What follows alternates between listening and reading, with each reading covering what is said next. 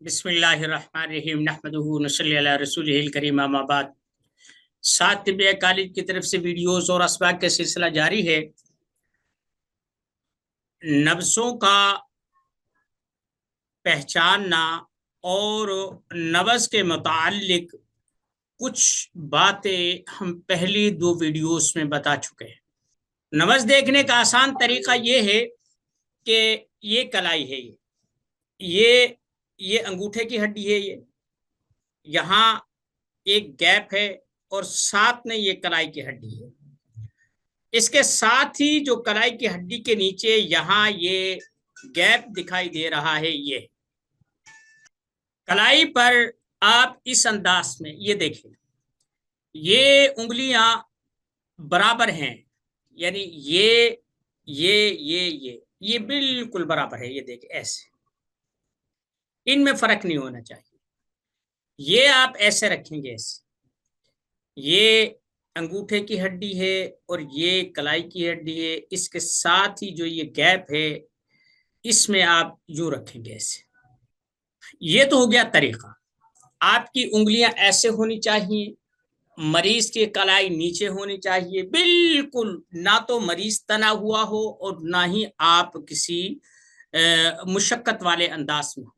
آپ نے دو چیزوں کا احساس کرنا ہے، ہوا اور پانی۔ ہوا جو ہوگی اس میں جو ہے نا ایک دھکا ہوتا ہے، ایک قوت اور ایک ایسی چیز ہوتی ہے کہ جو باہر کی طرف دھکیلتی ہے۔ ہوا مثلا آپ کسی بھی چیز میں کریں گے، آپ غبارے میں ہوا بھریں گے تو وہ باہر نکلنے کی کوشش کرے گی، یہی چیز ہماری نبض ہے۔ اور اگر اسی مقدار میں پانی بھرا ہوا ہوگا تو جب آپ اسے چھو کر دیکھیں گے تو اس میں پلپلاہٹ اور نرمی اور ٹھنڈک محسوس ہوگی، سستی ہوگی۔ ہوا میں تیزی ہوتی ہے اور جو ہوا ہوتی ہے اس میں کبھی پن اور سختی ہوتی ہے، اور پانی کی زیادتی نرمی اور پلپلا پن ہوتا ہے۔ سستی، نرمی، ان دو باتوں کا احساس آپ نے کرنا ہے۔ اگر ان دونوں میں سے کوئی نہ ہو تو تیسری حرارت بچتی ہے۔ ہم نے پانی والی نبض بھی بتا دی، ہم نے ہوا والی نبض بھی بتا دی، آج حرارت کی نبض بتاتے ہیں۔ اس کے بھی دو درجات ہوتے ہیں۔ حرارت کا تعلق اگر ہوا سے ہے تو یہ نبض سب سے لمبی ہوتی ہے، یعنی 4 انگلیوں تک رفتار میں تیز جلدی ٹھوکریں کرتی ہوئی محسوس ہوتی ہے۔ شرائط میں نبض رفتار کو دھیان رکھے، یعنی یہ سب سے زیادہ ایسے دھڑکا کرتی ہے، چوٹیں لگاتی ہے۔ یہ صفرائے خام یعنی گرم خشک نبض ہے۔ مفرد اعضاء والے اسے غدی عضلاتی کہتے ہیں۔ اس نبض کا تعلق دل کے ساتھ جڑ جاتا ہے۔ جیسے کہ میں نے آپ کو ایک تشریح کی تھی کہ یہ دیکھیں، پہلے میں نے دماغ کا سمجھایا کہ اس کا تعلق جگر کے ساتھ ہوگا کہ دل کے ساتھ ہوگا۔ اسی طریقے سے میں نے دل کا بتایا، یا تو تعلق اس کا دماغ کے ساتھ ہوگا اور یا اس کا جگر کے ساتھ ہوگا۔ یہی چیز جگر کی ہے، یا تو اس کا تعلق دماغ کے ساتھ ہوگا یا دل کے ساتھ ہوگا، ٹھیک ہے۔ اس میں جب ہوا محسوس ہو، یعنی حرارت ہے نا، حرارت جب حرارت ہوا کو لگتی ہے تو اس میں لطافت آتی ہے، ہوا اوپر اٹھنا شروع ہو جاتی ہے، گرمی نیچے بیٹھتی ہے، گرمی اٹھتی ہے اور سردی بیٹھتی ہے۔ آپ یوں لگا لے کہ عام حالات میں جب گاڑی کا یا موٹر سائیکل ہی لگا لے، چلے یہ ہر ایک کی سواری ہے، موٹر سائیکل میں سردیوں میں آپ فل ہوا رکھتے ہیں، جتنی بھی اس کی ضرورت ہے، جتنے پاؤنڈ اس میں ریکوائر ہوتے ہیں۔ چھوٹی بڑی موٹر سائیکلیں ہوتی ہیں، کار میں، گاڑی میں، بڑی بس میں، جس قدر بھی انہیں درکار ہوتی ہے۔ سردیوں میں وہ ٹھیک ہوتی ہے۔ گرمیوں میں جو ماہر قسم کے ڈرائیور ہوتے ہیں وہ ہوا کم رکھتے ہیں۔ مثلا اگر کسی کو 10 پوائنٹ کی ضرورت ہے تو 9 رکھیں گے یا 8 رکھیں گے، وہ ٹائر ضرور جھکا ہوا ہوگا، لیکن جب تیز رفتاری سے گرمی کے اس میں چلیں گے تو وہ ہوا پھولنا شروع ہو جائے گی، ایسے پھیلنا شروع ہو جائے گی، اور اس کا پھیلاؤ ٹائر کی قوت برداشت سے زیادہ ہو جائے گا اور وہ ٹائر بلاسٹ ہو جائے گا۔ اس لیے اس میں ہوا کم رکھتے ہیں۔ یہی چیز ہے کہ جب گرمی ہوا میں اپنا اثر کرتی ہے تو ہوا میں تیزی آ جاتی ہے اور لطافت آ جاتی ہے، اس لیے جو غدی عضلاتی نبض ہوتی ہے وہ 4 انگلیوں سے بھی بڑھتی ہوئی دکھائی دیتی ہے اور دھاگے کی طرح باریک ہوتی ہے، اور اس کی دھڑکن بہت زیادہ تیز ہوتی ہے، بہت زیادہ تیز ہوتی ہے۔ پیشاب جل کے آتا ہے، اسی نبض میں یرکان ہوتا ہے جس کو پیلیا کہتے ہیں، اس میں غدود میں التہاب ہوتا ہے وغیرہ وغیرہ۔ یہ تو ایک بات ہو گئی گرمی اور ہوا کی، حرارت کی اور ہوا کی۔ اب اگر یہی حرارت پانی کے ساتھ میچ کی جائے، ہوا کو تو وہ گرم کر دے گی کیونکہ اس میں ٹھنڈک نہیں ہے، جتنی ٹھنڈک ہے اس سے وہ گرمی جو ہے وہ ختم کر دے گی، تو اس میں لطافت آ جائے گی اور اس کا پھیلاؤ یا اس کی لمبائی زیادہ ہو جائے۔ پانی نہ ہونے کی وجہ سے خشک ہوگی، اور جو چیز خشک ہوتی ہے وہ سکڑتی ہے، تو یہ سکڑ کر یہ جو نبض ہے یہ 4 انگلیوں سے بھی کراس کرتی ہوئی دکھائی دے گی۔ البتہ اگر اس کا یہ جو حرارت پیدا ہوئی ہے اس کا تعلق اعصاب کے ساتھ ہو گیا، تو پانی کے ساتھ جب حرارت ملے گی تو اس میں کسی حد تک اعتدال آ جائے گا، اور اسے نبض معتدل کہتے ہیں۔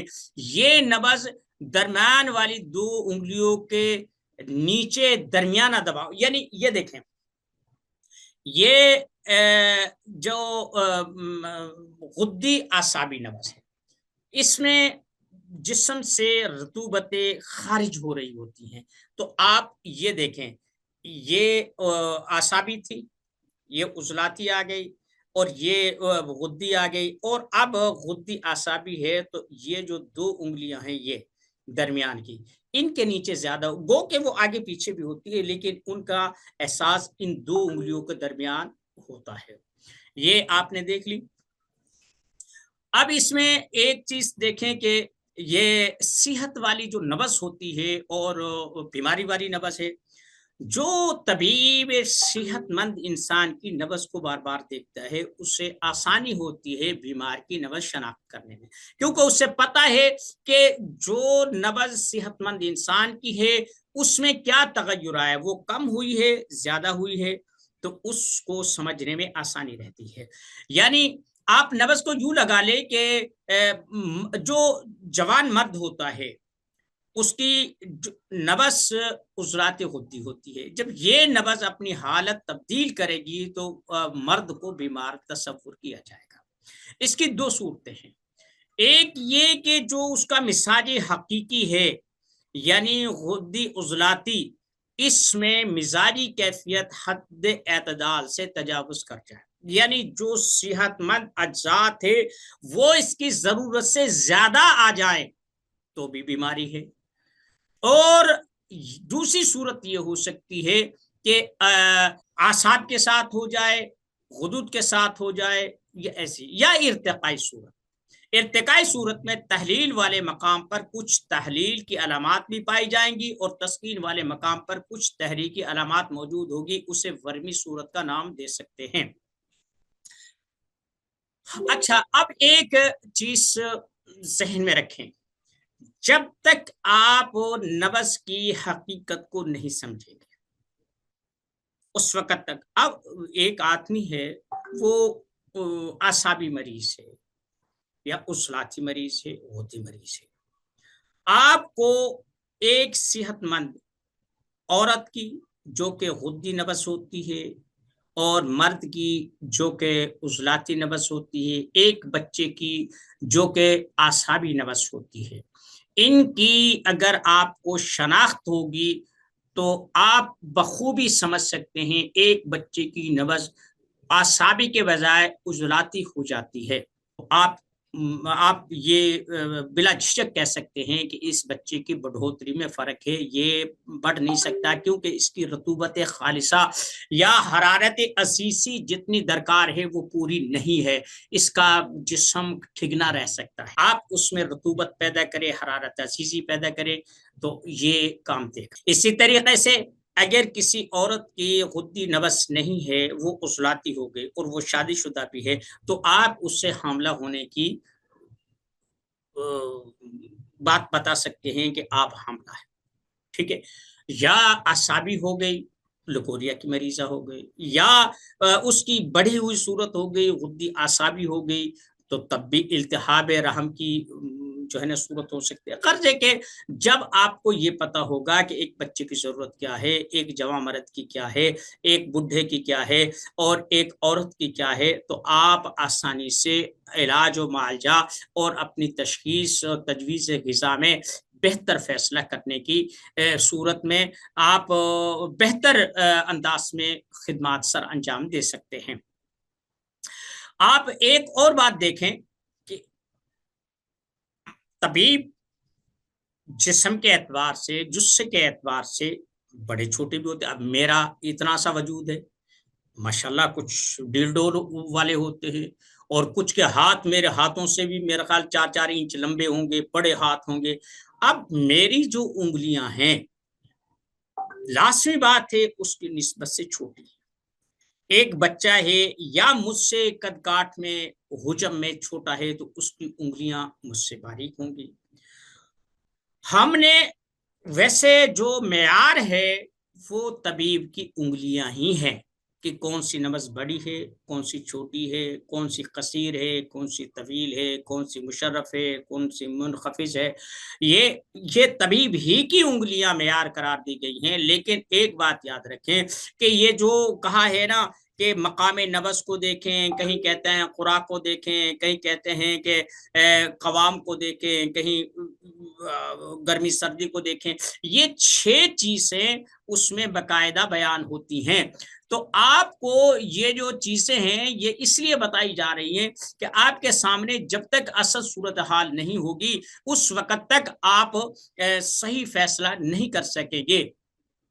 اس لیے آپ کو چاہیے کہ سب سے پہلے یہ چیز دیکھیں کہ آپ نبض دیکھ کس کی رہے ہیں، بچے کی ہے، خاتون کی ہے، یا مرد کی ہے، یا یعنی کوئی بھی آپ کہہ سکتے ہیں کہ جب تک آدمی صحت کو نہ پہچانے، وہ اس وقت تک مرض کا یا اس کے تدارک کا کوئی قدم نہیں اٹھا سکتا، ٹھیک ہے۔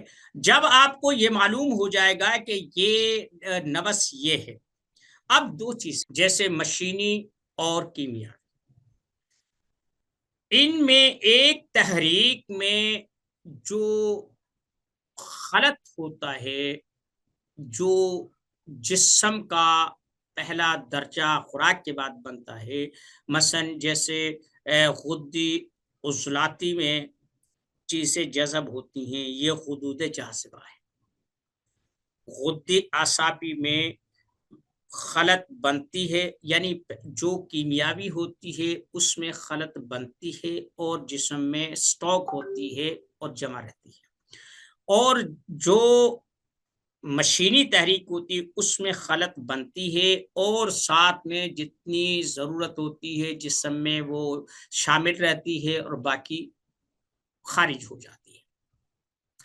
اب 2 صورتیں ہیں کہ جگر کو خالط صفرا، خالص صفرا چاہیے، وہ بنتا ہے غدی عضلاتی میں، یہ جسم میں جمع رہتا ہے۔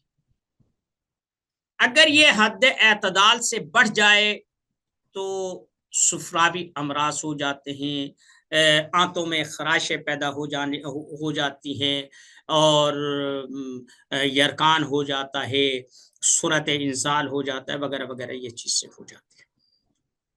اس کو آپ مشینی تحریک کے ذریعے سے خارج کرتے ہیں۔ دوسری صورت یہ ہوتی ہے کہ ایک چیز جسم میں بن رہی ہے لیکن اخراج زیادہ ہے، جیسے آپ لگا لیں کہ ہیضہ ہے، قے ہے، یا خون کا بہاؤ ہے۔